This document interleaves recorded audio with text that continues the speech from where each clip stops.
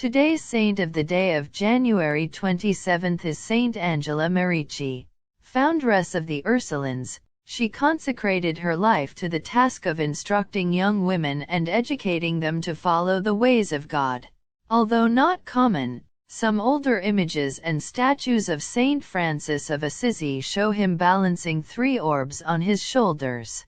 They appear to be globes, heavenly realms, or the earth, the moon, and the sun.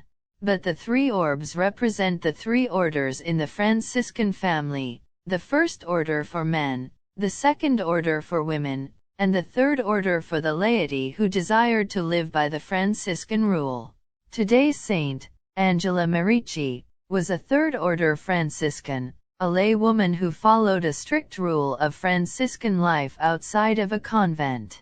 Angela was born in Di Centeno del Garda to a family dedicated to raising livestock and farming.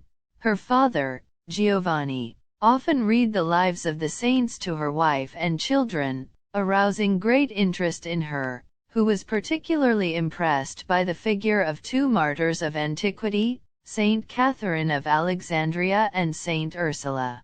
In her youth, after the death of her parents and her sister, she became a Franciscan tertiary and, among different corporal and spiritual works of mercy, she began to teach the catechism to girls and young people.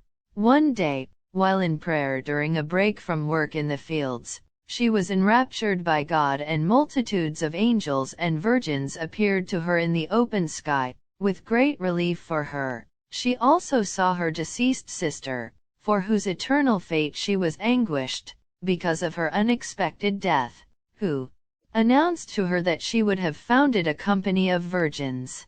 Angela's holiness, mystical experiences, and leadership skills ultimately led her beyond her Franciscan commitment to found her own community of virgins in the world dedicated to the education of vulnerable girls, or, in common parlance, at-risk youths. She placed the community under the patronage of Saint Ursula. The community, after Angela's death, was formally recognized as the Ursulines, and gained such renown for their schools that they came to be known as the female Jesuits.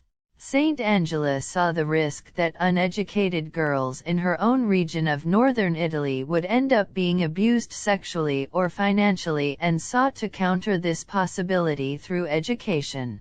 She gathered a like-minded group of virgins around her into a company, a military word also used by Saint Ignatius in founding his Company of Jesus around the same time. Saint Angela organized her city into districts which reported to a colonel who oversaw the education and general welfare of the poor girls under their care.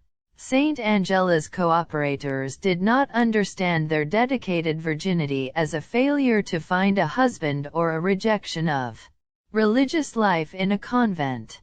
They emulated the early Christian orders of virgins as spouses of Christ who served the children of their beloved in the world. Living in the first part of the 16th century, Saint Angela was far ahead of her time. Teaching orders of nuns became normative in the Church throughout the centuries, staffing Catholic schools throughout the world. But nuns did not always do this. It had to start with someone, and that someone was today's saint. Bonds of faith, love of God, and a common purpose knitted her followers together into a religious family that served the spiritual and physical welfare of those who no one else cared about. Women make homes. Men just live in them. Saint Angela sought to change society one woman at a time by infusing every home with Christian virtue emanating from the heart of the woman who ran it. She trained future wives, mothers, and educators in their youth, when they were still able to be formed.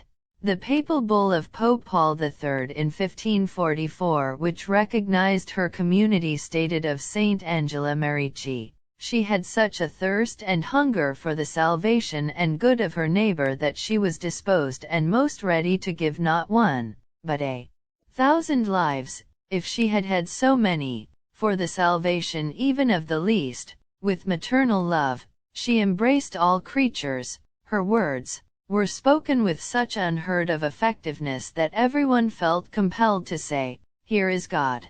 Saint Angela Merici, infuse in our hearts that same love for which you left worldly joys to seek out the vulnerable and the forgotten.